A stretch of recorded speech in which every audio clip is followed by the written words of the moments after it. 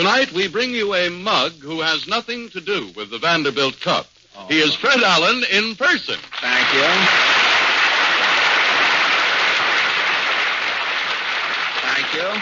Thank you, and good evening, ladies and gentlemen. Say, I'm glad, Harry, that you accidentally, after rehearsing all day, that you accidentally brought up the bridge tournament.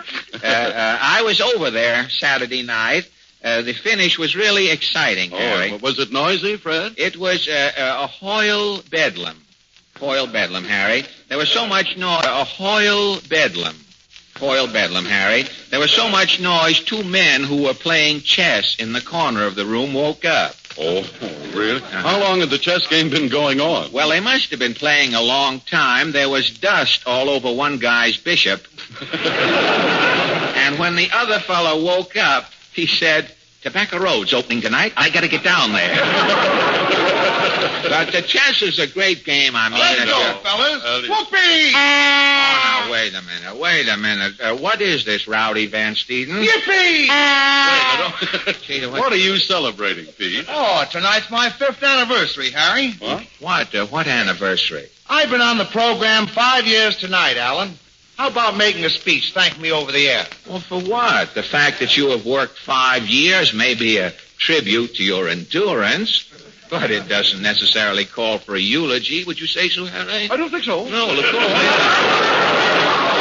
Well, Jack Benny gives Phil Harris a plug on his anniversary, doesn't he? Oh, well, Benny pays off in honeyed phrases.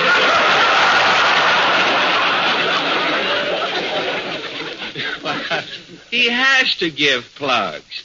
Money to Benny is a word, an obsolete word. If you were working for Benny, you not only wouldn't get paid, he'd be wearing that tuxedo you've got on and would probably be mad at you because you've got hair yet. So, no tribute, eh? Oh, well, maybe later in the program. Pete, if I can fake something nice, I'll say it, I'll be... Wait, why doesn't Rockefeller fix this thing? You think it was... You think the joint was a one-night stand? The worst you get is this 13 weeks. A thing like this won't last. A stand like this falling apart. Remind me to speak to John, will you, about this? And tomorrow remind me not to, or we'll all get thrown out. Well, all right. If it doesn't slip my fingers, I'll pay a tribute, Pete. Oh, don't worry, pal. I'll remind you. Don't bear down on those lines. They're weak. They won't stand.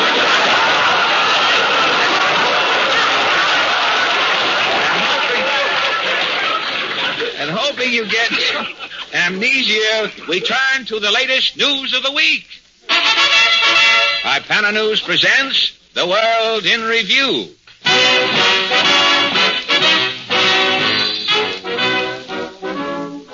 New York City, New York. District Attorney's Office starts drive to rid city of loan sharks and moneylenders, violating state banking and insurance laws. City's legal staff claims that local sharks charge illegal interest rates and conspire to mulct clients borrowing small sums of money. Ipana News questions the man on the street to get the lowdown on the money-lending racket. Piper Fink, a local investigator, has this to say about the loan shark. To me, there is only one thing lower than a loan shark. And that is? A loan shark that ain't as tall as the other loan shark. Why, some of them loan sharks would steal the scent off in a dying skunk. That is a mighty strong statement, Mr. Fink. Yeah, well, I can back it up. Let me tell you about a case I investigated last summer. Please do. I'm calling this party Mr. B. I can't divulge no names. Well, naturally, a man in your position. Mr. B is going with a date. Yeah. She keeps edging him on to buy a car. Yeah? Well, B borrows $50 from a loan shark and buys a second-hand crate. What interest was B paying? 7%. Well, that isn't so bad. 7%? 7% a day. Oh. 49% by the week, and for the year it's 2,500%. Why, that's larceny. It's exorbitant, but B is riding hard. He's got a car and a date. A week goes by. And then came the done? Yeah. The shark puts the bite on B. B ain't got the money. Yes? The loan shark takes the tires off in B's car. In lieu of? Or appertaining to. Well, comes the second week. B ain't got the money. So? So the loan shark takes the wheels off in the car. Yeah? The next week it's the engine. Then he takes the chassis. What became of the girl? Oh, she was in the chassis when the loan shark took it. Oh. B's car and the girl were both gone, hey? When he come to me, B had a horn in his hand and he owed $968. What did you do? Tell him to blow? I took the shark to court. He got 20 years. And thanks to you, justice was done. Yeah. Yeah, it's like I say, there's only one thing lower than a loan shark. Oh, I know. A loan shark that isn't as tall as the No, other. it's a loan shark that ain't as tall as the loan shark. The other loan shark ain't as tall as. Well, that is as clear as a $2 diamond. And thank you. Which obviously isn't clear as a line, possibly clearer as a nugget. And thank you, Investigator Piper Fink.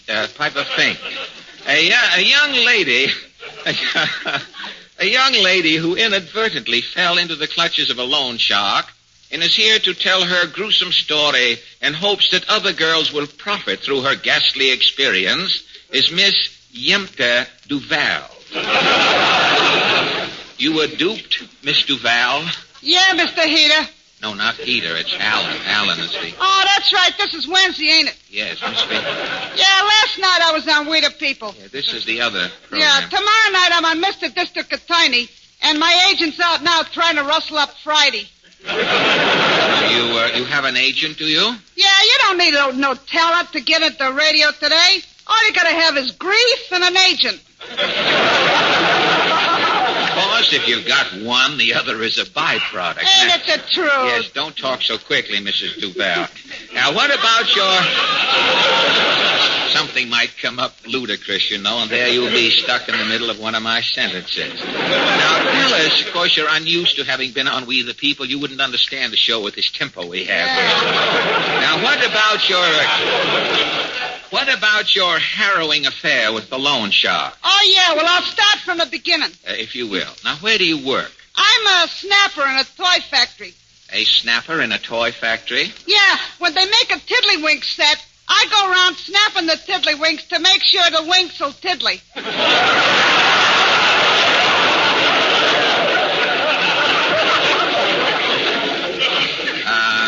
Important work, I take it. Yeah, well, one night I'm coming home in the subway, and I happened to say to Daphne Poilberg, a girl from the factory. Yes, you would be. I says, if I had $15, Daph, I'd get me a premium. Yeah. Well, with that, a guy sticks his head over my shoulder and says, get off at the Calbania. And did you? Yeah, the guy tipped his hat. I know he ain't no rat. Well, naturally. That might be airing his cap. Still and all, something tells me he ain't top heavy with romance, neither. Well, what did he say? He come right to the point. He says, you need $15, sister? I got $15. I'm in the loan business. It's your move. What did you say? I says, I can use $15, mister, but the party I borrow from has got to be reliable. Uh-huh. With that, I signed some paper. Well, didn't you see what it was? It's dark in them phone booths at the Calbania. I couldn't see nothing. I just took the $15, and the next night I get me premium. And when did you see the loan shark again? Saturday, I come out of the factory. He's waiting. What did he want? $1. He says I got to pay $1 a week interest. I've been paying $1 a week ever since. And when did you start? April 1936. 4 years you have been paying $1 a week? Why, that's $1,460. That's only the interest. I still owe the guy the $15. And your advice to other girls is? Girls, if you ever go into a phone booth with a loan shark, don't sign nothing. Let us make that our thought for today. And thank you. And thank you, Yemta Duval. Ipana News now shows how an innocent man, one Falvey Titter, was victimized by an unscrupulous loan outfit. One night, Falvey Titter was sitting home alone. Falvey said to himself, Jay, if I had $20, I'd get plastered. At that moment, he heard a voice on his radio say, Do you need money? Who, me? Yeah, you. If you need money, don't walk. Run to the Gypum Loan Company. The money is yours for the asking. No bond, no reference, no questions asked. If you don't want us to see your face, back in the door. Mention the amount and the money will be slipped into your pocket. Try the new Gypum pay-as-you-borrow plan. You just keep borrowing to pay what you borrow. It's fun, folks. If you want money spelled M-O-N-E-Y, get a Gypum loan tonight. Falvey Titter had heard enough. He grabbed his hat, ran 10 blocks, and arrived breathless at the Gypum Loan Company's office. Good evening, Gypum Loan Service. Good evening. I'm Falvey Titter. I want to borrow $20. $20. Here you are, Mr. Titter. Gee, thanks. Well, so long. Just a minute, Mr. Titter. You have to report to the fee committee. Those 8 men sitting at that long table. Gentlemen, meet Mr. Falvey Titter. Hello. You just borrowed $20? Yes, sir. Well, I'll deduct the banker's fee, $3. Take it away, Joan. I'll deduct the transaction fee. Take it away, Wells. I'll deduct the insurance fee, $5. Take it away, Collins. I'll deduct the interest fee, $3. Take it away, Royal. I'll deduct the equity fee, $3. Take it away, McCrawley. I'll deduct the surety fee, $2.50, leaving a net balance of exactly 50 cents. Take it away, Titter. Only 50 cents. Well, I still got a half a buck. I'm getting out of here. Just a second, Mr. Titter. You haven't paid your fee. My fee? Oh, what's a fee? Well, you don't think the Gypum Company can afford to maintain a staff to charge you these fees. There is a fee on every fee. A fee. This fee is passed on to you. But I only got 50 cents. 50 cents is correct, thank you. Now I ain't got nothing. Exactly. Hey, I came in here to borrow $20. I don't get it. That is the Gypum plan. Good night, sir.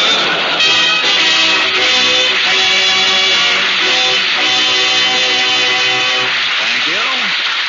Quartets may come and quartets may go, but no quartet goes as well with an audience as the Merrimacks. And here they are to sing for you, Deed I Do.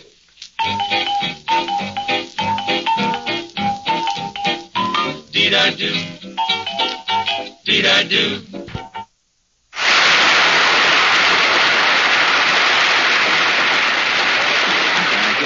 Last Thursday, ladies and gentlemen, I carefully bedded down my red balbriggans for the season, and what happens? Friday it snows, and Saturday it's 7 degrees below freezing.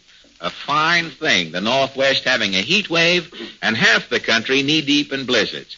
Well, I guess it all goes to prove you can't depend on spring for anything, except possibly a cold in the head. Yes, well, even that has its silver lining, Fred, because you know that anyone who is catching a spring cold can always depend on sparkling Sal Hepatic. Now, you Peter Van Steeden and his Organ Loft 20 have just played Wouldst Could I But Kiss Thy Hand. Wouldst Could I But Kiss Thy Hand. Whoever wrote that song obviously had no ambition. And now our guest tonight... Wait a minute. A laugh might show up any minute. Well, all right, give us that hello again. Hello? Fooled me, that other line. I thought that was a wow. But it shows your experience. You learn nothing with it. Oh, hello, Portland. You certainly look excited. Yes, I went down to see Jack Benny arrive yesterday, and I'm still nervous. Yes, I hear there was a mob at the station, but nobody was there for Benny. The paper said that as the train came in, 200 redcaps rushed out into the middle of the Grand Central and spelled out Rochester. And they tell me when Benny came up the ramp, he looked like the Lone Ranger. There was one man with him, the variety man, looking for a nag.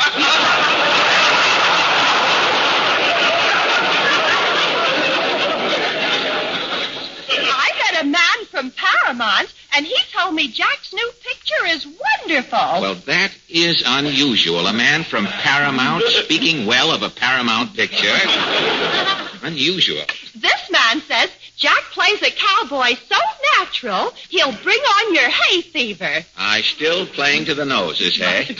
I won't believe it. Even the title of the picture is deceitful. Buck Benny rides again. When did he ride the first time? You know, they tell me that Benny sits in the saddle as though the horse had him out on approval. Say, what's the big idea of plugging Benny, Alan?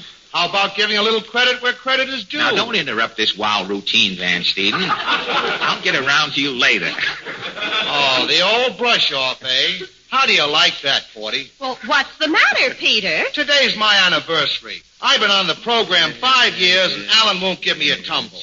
Here I stand, wallowing in low esteem, and Don't pout, Peter. Oh, I can't help it, Porty. I work my fingers to the tone, and Quiet, quiet.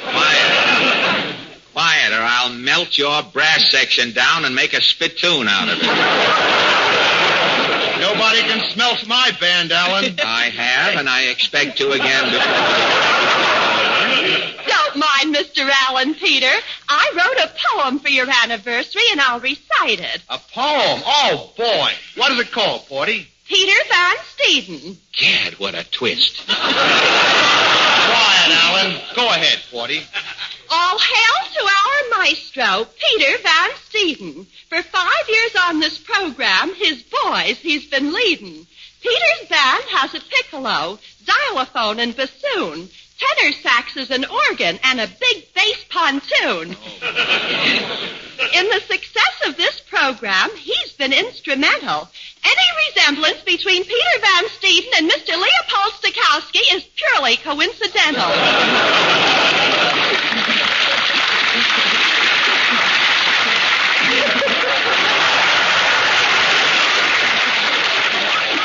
I wrote it. The actors are not going to get the bow.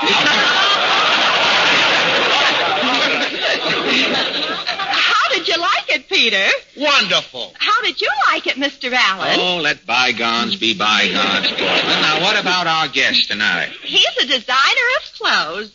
Dog's clothes. You mean our guest does nothing but design and tailor dogs' garments? That's right. Mr. Allen, meet Mr. Stanley Falter. Why don't you meet him as long as you're here? Miss Portland Hoffa, may I present Mr. Stanley Falter? Good evening, Portland. This is Uncle Jim, Mr. Stanley Falter. Hello, Uncle Jim. And Uncle Jim, this is Miss Portland Hoffa. Hello. And my name is Allen, Uncle Jim. I'm the man who pays off when you catch me. Kept you limber a good many years. Well, good evening. These little things crop up, Stanley. When you hear nothing happen, that is what's called ad-libbing in the profession. Stanley catches on. He says, I see. But Portland tells me that in the... was ad-libbing of a form. Ned Sparks ad-libbing. Portland tells me that in the canine fashion world, Stanley, you are hailed as sort of a male Hattie Carnegie. Well, you might put it that way, Fred. Well, how would you put it, Stanley? I'm the head of Falco Products. Our company specializes in clothing for dogs. You're in the wholesale end? Yes, we sell to Wanamaker's, Gimbel's, and most of the big department stores. Well, you seem rather young to be the head of a company, Stanley. How old are you? I'm 22, Fred. Only 22 and one of the country's leading clothing designers for man's best friend? Well, tell me, what started you on the road to becoming a Kennel Kuppenheimer? Well, I've always liked to draw and design things, Fred, and I've always had a dog. So you just put the two together and went into business? Yes, it took a little time, but that's about how it happened. Well, say, your firm should really be called Hart, Schaffner, and Box. But tell me, Stanley, what constitutes a complete wardrobe for a dog about town, say? To be up to the minute, Fred, a dog should have at least a dozen coats. 12 Burberrys, eh? Oh, and McGivney in his best days only had 8. When I was a kid, you gotta be over 60 to enjoy that joke. When I was a kid, dogs used to run around in the nude. There was one dog in our block, Stanley, who did wear a little bib. But he was a spitz, or he drooled, or had a wet lisp or something. But tell me, what are these 12 coats for, Stanley? Some are different weights for summer and winter wear. Yeah. Other garments are for special occasions. Well, what is your most popular wrap? The coat of the month, as it were. The one the dogs are all talking about over their kennel ration. One of the models we're featuring is a haircloth reversible sport coat. It has a tight waist to keep the dog's figure trim. Sort of a girdle effect, huh? We call it a belly band. On a movie star, it would be a sarong. What are some of your other canine accoutrements?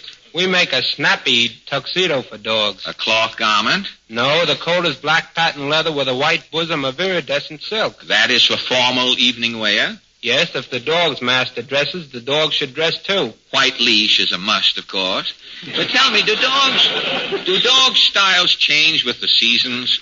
Yes, I designed Palm Beach sport jackets for spring and early summer, and heavier garments for winter wear. You make dogs' raincoats, too? Yes, we make a fine raincoat. It's waterproof silk, durable, and very practical. Well, you don't make anything for dog owners, do you? You know, like a rubber Mother Hubbard to wear while giving the dog a bath? You mean to stop the dog from shaking water on you? Yes. Up home, we used to give our dog a bath every Saturday night. Then he'd run through the house, give the whole family a shower, dimple the wallpaper, and spray 2 ferns with the same water. It was economical, but messy. I think I solved that problem, Fred. I designed the dog's bathrobe. A bathrobe to put on the mutt after he's been dunked? Exactly. The robe is made of terry cloth. The dog can't shake off any water, and it serves as a lounging robe at the same time. A lounging robe? I've heard of a dog being a setter, but I've never heard of a lounger.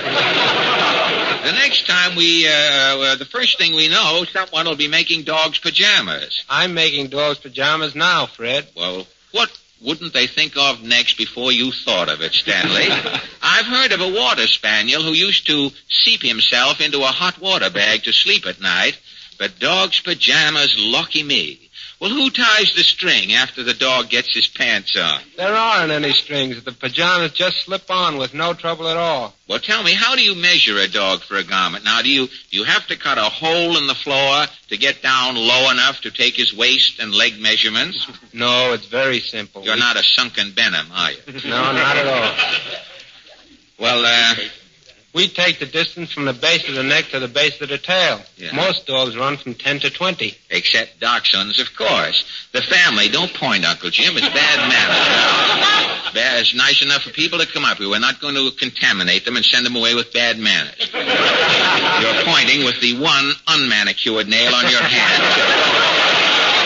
Started Monday, you ought to be finished by now. Yes, most dogs run from 10 to 20, except dachshunds, of course. The family in the next apartment to us has a dachshund. That dog is so long, Stanley, if you step on its tail in the kitchen, he barks in the foyer. But tell me about colors. Do you make your garments in all shades? We do, Fred. Different dogs prefer different colors, although blue seems to be their favorite shade. You didn't coin a word, that bay there, did? Is there any difference in garment styles for male and female dogs? Do you whip up lacy dundles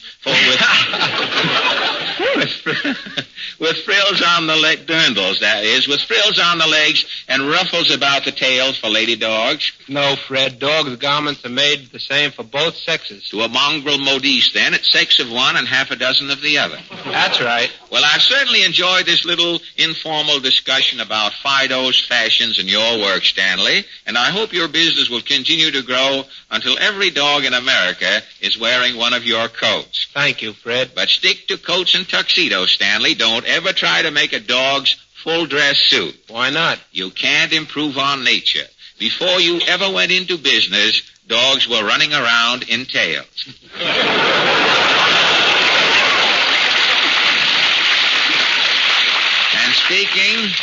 And speaking of a dog's tail, Stanley, that is the end. Good night, Fred. Good night, and thank you, Stanley Ford.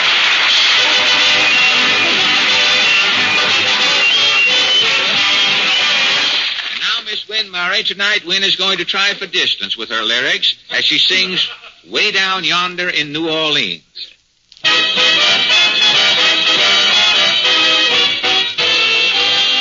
down yonder in New Orleans, in the land of dreamy scenes, there's the Garden of Eden that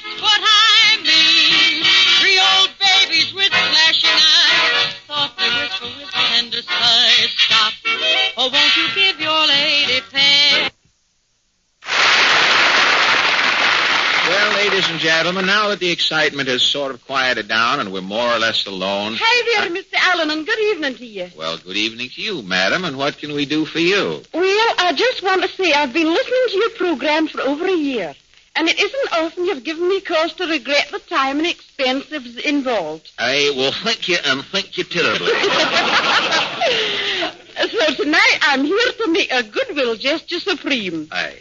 I'm here to get a large, free sample bottle of Salapatica. Well, I'm afraid you have been a little too impulsive, madam, because there is definitely no large free sample of Salapatica. Well, now, confidentially, Mr. Allen, do you think that's a wise move?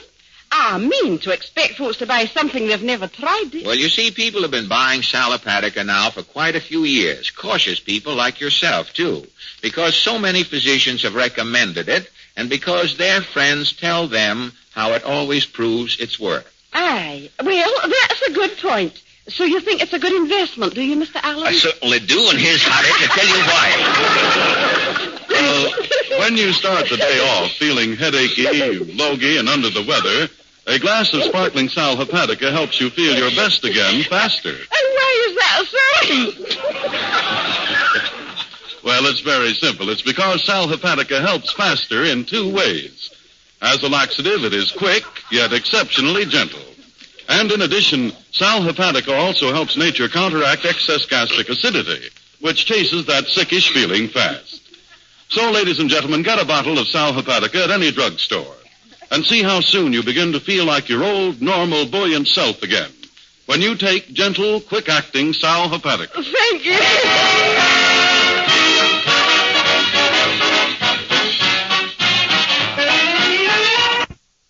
The question of the week. This is Mr. and Mrs. Average Man's Round Table, where three persons selected from our studio audience are invited to give their opinions on a question that concerns some prominent issue of the day. These little sessions are entirely unrehearsed. Fred has taken his place now at the round table, where he meets his fellow debaters for the first time. Are you ready, Fred? Yes, I am, Harry. If Portland would kindly open the forum. Mr. Raymond. Hey, Alan, what about my tribute? Now, wait a minute, Peter. You have to. I'm very busy now. This is no place to kibitz. These people are strangers. We're trying to operate nicely. Catch me around later. Call me up. I'll be... Oh, shucks. And don't pad your pots. You just had O in there. Don't put that shucks on there. All right, Portland, if you kindly excuse us, folks. Mr. Van Steeden is sort of being lionized tonight, and we forgot to get a trainer for him. But go ahead. Mr. Raymond Marr from Brooklyn, New York. Well, good evening, Mr. Marr. Good evening, Fred. You are from, how is that, Marr? Is that spelled M-A, as in Marr, you're making eyes at me? Not. I don't know these people. I'll put that over there. Excuse me, no aspersion, Mr. Marr. My cigar was lying there. It's M-A-H-E-R, Fred. M-A-H-E-R. That's right. Slightly on the Irish side. Uh-huh. You're not up here looking for trouble by any chance? Well, No. May I ask your business or profession, Mr. Marr? I sell food for the Beechnut Packing Company. Coffee, ketchup, chili sauce. Well, wait a Gum. minute. You've got one more product in now than we have here. Wait a minute now.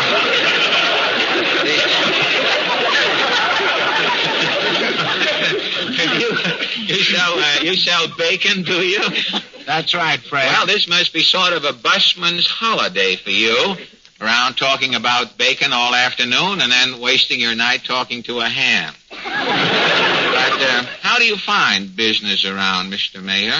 Business very good at the moment, Fred, especially since the finish of Lent. Well, of course, Particularly naturally, with bacon. With bacon, after Lent, it would pick up naturally.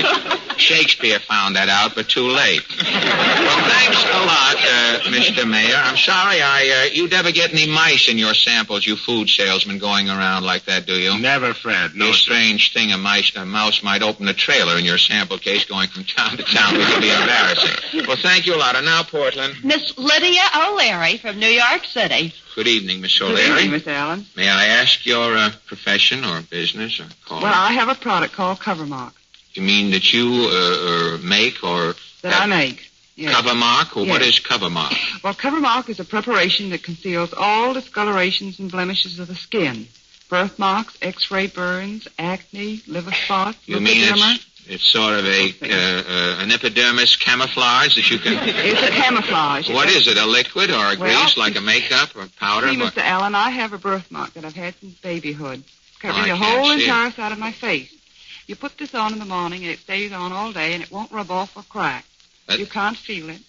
Oh, I see. And you worked this out yourself? Yes, I did. Well, in 1928. It's rather unusual for a person, a girl especially, to get interested in the manufacture of any chemical preparation of that sort. You don't think it will undermine plastic surgery? Oh, it's a big help to plastic surgery. A big they help? use it.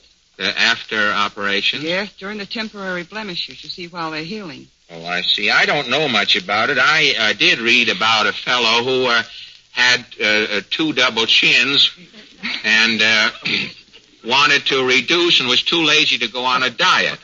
So he resorted to, he had his face lifted with these two double chins, so he wound up with three chins up under his nose here after his face had been lifted.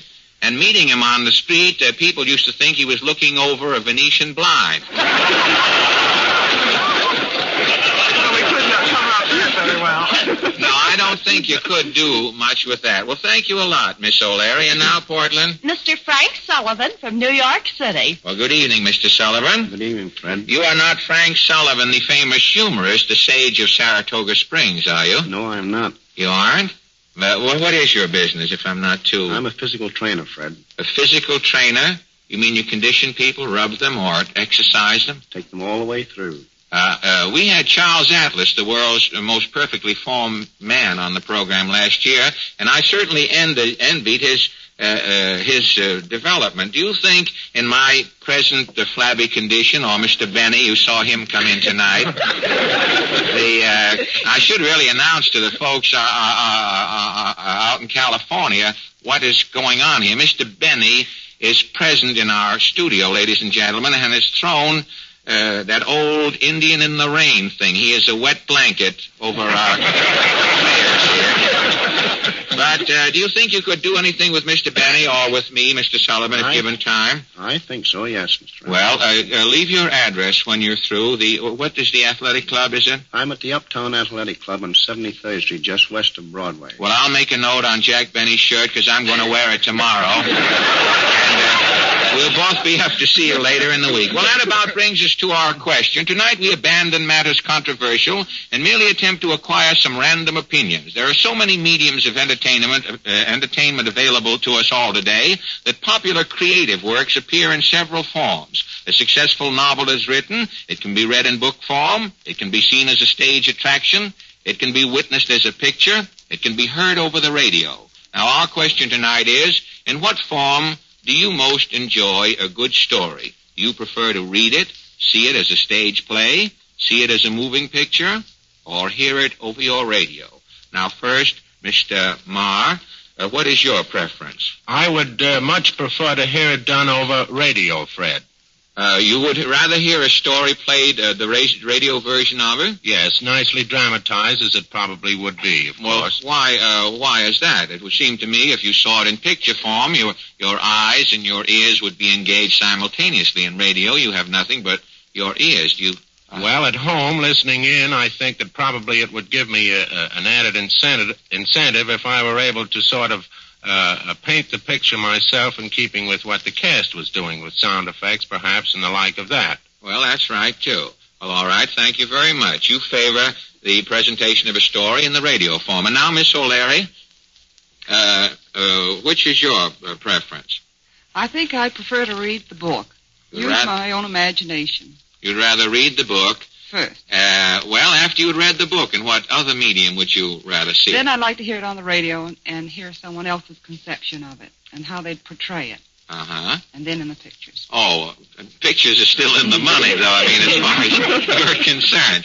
Well, thank you a lot, Miss O'Leary. And Mr. Sullivan, Would you prefer to see or hear a story, and in which medium would you, rather? Well, I prefer to lay on the couch and listen to the story over the radio. It's well dramatized. Oh, you would prefer also to hear the story on the radio. Well, of course, there are millions of people today who seldom read books, who would go to pictures and also listen to the radio. This is a great age of speed, and a great many people like yourself, Mr. Sullivan, who apparently don't want to put their shoes on and go out of the house, and they'll take whatever art is piped into the house and won't bother going out looking for any other. But this is really the day of the Digest magazine and whatnot, and perhaps that has influenced you, too. Have you, of course, you're going to attend Mr. Benny's picture when it opens. I mean... Oh, yes. When Buck Benny rides again. You're going to see it when it comes to the Paramount? I certainly am. A week from tonight? I hope so, because that will give you an opportunity, Mr. Sullivan, to test your theory. Now, after you see... Now, you'll have a great basis for comparison there, because you will see Mr. Benny as he is, and then Sunday you can hear him, and then you can work out, and we'd like to have you back sometime to tell us which of the two mediums won out ultimately. Well, our committee stands apparently 2 for the radio versions, and Miss O'Leary for the stories in book form. Well, I'm sure that our little discussion will have no great effect on the forthcoming book of the month, the picture of the week, the play of the year, or the radio drama of tomorrow. People will continue to enjoy themselves in the manner to which they have become accustomed. As the fellow said when he married the spiritualist, a man can be happy with his medium. On this note of ectoplasmic gaiety, our meeting is adjourned, and thank you all kindly for your help tonight.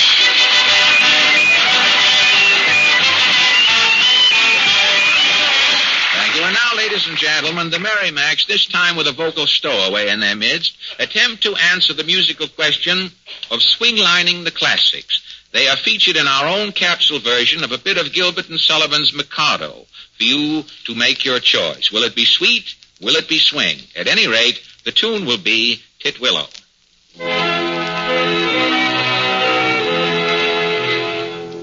On a chair by a mirror, a pretty girl sat. She was crying and sighing and crying. Though her dress was in fashion and so was her hat. She was sighing and crying and sighing. You are now the mighty Alan Art Players. Tonight, ladies and gentlemen... Come on. Fun is fun, Alan. But what about my anniversary? All right. I guess we'll never hear the end of it if we don't celebrate. Okay, if you feel that way about it, skip it. It's my anniversary, but we'll just forget the whole thing. All right, we'll forget it. Forget the whole thing. Oh, now, wait a minute, Alan. Don't be too hasty. Well, you just said forget it, didn't you? Well, you know me with that marvelous sense of humor. No, I didn't know that side of you. You were kidding, What else? Go ahead and celebrate my anniversary. Oh, well. Enjoy yourself, Alan. All right. Pull up a piece of air conditioning and sit down, Mr. Van Steeden. And now, ladies and gentlemen, in response to the insistent one-man demand of our tousled and zealous maestro, we present a cavalcade of unimportant events that influenced the negative career of Peter Van Steeden. It is called From Nipper to Nobody. Or Van Steeden didn't curse the day he was born, but everyone else did. Overture, our hero.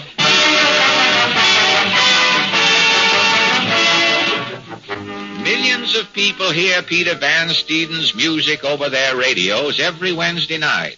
As the opening strains of his theme song blast through the nation's loudspeakers, the man at home invariably says, "Here's Van Steeden, Ma. Get me the cotton for my ears." The man in the street says, Van Steeden made me the man in the street.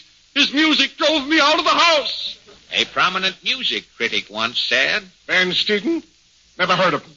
On a recent quiz program, a contestant was asked, What musician has been a conductor for 20 years and is still at the foot of his profession? Peter Van Steeden. That is correct. Absolutely correct. Yes, that is correct. It is common knowledge in musical circles that Van Steeden is still at the foot of his profession. Only a few people know, however, that all through Van Steeden's life, the foot has played a sinister role in our maestro's lackluster career. The day Van Steeden was born, the curse of the foot became known. The stork, hanging his head in shame, had just skulked up the flue. The nurse brought the baby in to Papa Van Steeden. It's a boy, Mr. Van Steeden. A boy? Yes, look. Why, he's so little. How much does he weigh? 2 pounds without his safety pin. How tall is he? He's 12 inches long. 12 inches is not the whole baby? 12 inches is a foot. A foot? Himmel! And so the fatal curse of the foot was upon Peter Van Steeden. As a baby, he lay curled at the foot of his cradle. He refused all foods but Tootsie Rolls. Later at school, the world knew that Van Steeden was doomed. At kindergarten, his teacher said, Peter Van Steeden, you're hopeless. Go to the foot of the class. At grammar school, his instructor said, No, Van Steeden, an epistle is not the wife of an apostle. Go to the foot of the class. At high school, it was the same old story. Wrong, Van Steeden. Bacteria is not the rear entrance of a cafeteria.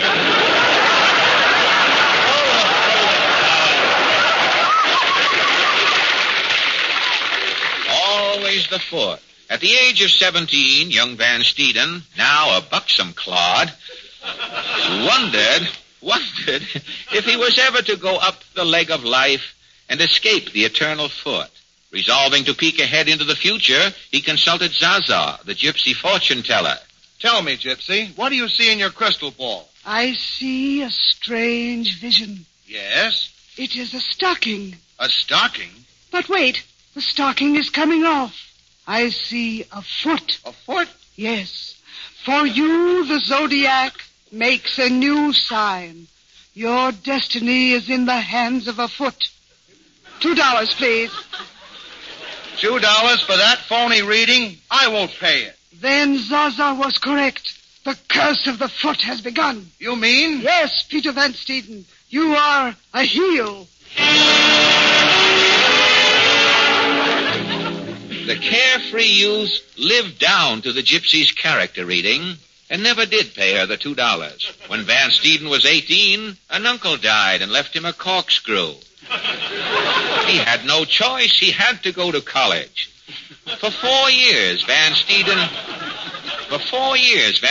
lapped up learning and libations. And then came the day of his final exams. He was all a twit as he entered Dean Flunk's office. Yes, sit down, Van Steeden. Thank you, Dean Flunk. Van Steeden, you've made a sorry showing.